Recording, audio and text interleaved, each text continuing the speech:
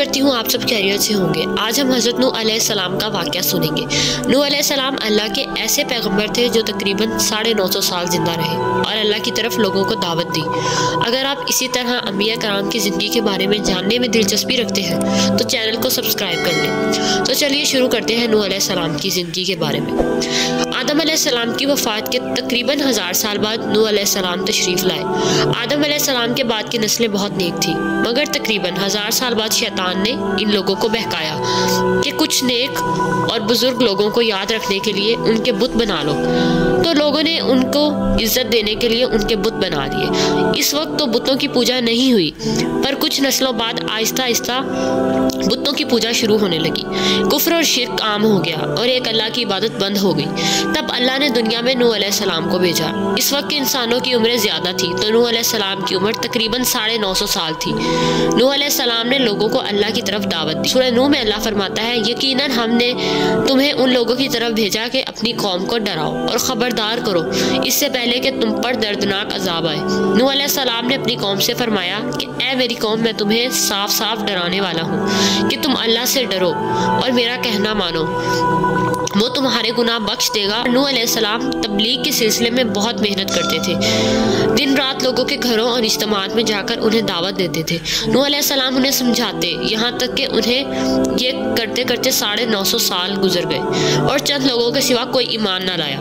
نوح علیہ السلام کی قوم ان کا مذاق بناتی اور کہتی کہ اگر تم سچے ہو تو جس عذاب سے تم ہمیں ڈراتے ہو اس کو لے آؤ۔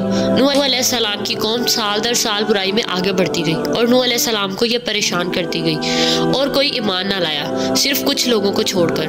اللہ نے نوح علیہ السلام کی طرف وحی کی اور فرمایا کہ ان میں سے جو ایمان لا چکے ہیں اس کے سوا کوئی ایمان نہیں لائے گا۔ پھر آپ غمگین نہ ہو تو جب اللہ نے وحی کر دی اور انہیں بتا دیا کہ اب کوئی ایمان نہیں لائے گا تو وہ نا امید ہو گئے اور اپنی قوم کے لیے بد دعا کی۔ نوح علیہ السلام نے جب اللہ کو پکارا تو اللہ نے نوح علیہ السلام کو بڑی کشتی بنانے کی تلقین کی، لیکن نوح علیہ السلام کے لیے یہ اتنی بڑی کشتی بنانا بہت مشکل تھا، تو اللہ نے جبریل کو ان کی مدد کے لیے بھیجا۔ نوح علیہ السلام ایک پہاڑ پر رہتے تھے، اس کے آس پاس نہ ہی درخت تھے اور نہ ہی پانی تھا، تو انہوں نے بہت ہی محنت سے درخت اگائے، انہیں کاٹا اور پہاڑ پر بیٹھ کر کشتی تیار کرنے لگے۔ لوگ جب نوح علیہ السلام کو کشتی بناتے ہوئے دیکھتے تو ان کا مذاق اڑاتے۔ آہستہ آہستہ محنت کے بعد ایک بہت بڑی کشتی بن گئی۔ ایک جگہ آتا ہے کہ نوح علیہ السلام نے یہ کشتی 100 سال میں تعمیر کی۔ اس کی لمبائی 30 گز اور چوڑائی 50 گز تھی، تو اس روایت کے مطابق اس کشتی کی لمبائی 1 کلومیٹر سے زیادہ اور گہرائی 30 ہاتھ تھی، اور یہ عام کشتیوں کی طرح کھلی نہیں تھی، بلکہ جس طرح اسے نیچے سے بند کیا گیا تھا ویسے ہی اوپر سے بھی بند کیا گیا تھا، تاکہ اوپر نیچے سے بارش کا پانی برسے اور وہ نقصان نہ دے۔ اس کشتی کی 3 منزلیں تھیں، ہر منزل پر ایک دروازہ تھا۔ اللہ نے مومنوں کو اور اپنے گھر والوں اور زمین میں رہنے والے تمام جانداروں کے جوڑے کو اس پر سوار کر لو، تو اللہ نے آسمان سے پانی کھول دیا اور سیلاب آ گیا۔ اس سیلاب نے پوری دنیا میں رہنے والے انسانوں کو غرق کر دیا۔ طوفان کا پانی پہاڑ سے بھی اوپر ہو گیا اور صرف نوح علیہ السلام کی کشتی اس پانی میں باقی رہی۔ اتنے بڑے نبی ہونے کے باوجود نوح علیہ السلام کا بیٹا اس کشتی میں نہ آیا۔ نوح علیہ السلام نے اسے پکارا کہ اے میرے بیٹے، اس کشتی میں آ جا اور کفار کا ساتھ ہی نہ بن۔ اس نے کہا کہ میں کسی پہاڑ پر پناہ لے لوں گا جو مجھے اس پانی سے بچائے گا۔ نوح علیہ السلام نے فرمایا کہ آج کچھ نہیں بچنے والا سوائے اس کے جس پر اللہ نے رحم فرمایا۔ ابھی ان کے درمیان گفتگو جاری ہی تھی کہ ایک طوفانی موج نے نوح علیہ السلام کی بیٹی کو غرق کر دیا۔ جب نوح علیہ السلام کے سامنے ان کا بیٹا غرق ہوا تو ان کی آنکھوں میں آنسو آ گئے اور وہ پکار اٹھے کہ اے اللہ، تو نے وعدہ کیا تھا کہ تو میرے گھر والوں کو نجات عطا فرمائے گا۔ بے شک تو تمام حاکموں سے بہتر حاکم ہے، اس لیے ایسا ممکن نہیں کہ تیرا وعدہ پورا نہ ہو۔ تو اللہ نے فرمایا کہ وہ تیرے اہل سے نہیں تھا کیونکہ وہ کافر تھا۔ اللہ نے نوح علیہ السلام سے فرمایا کہ آپ ہرگز وہ چیز نہ مانگیں جس کا آپ کو علم نہیں۔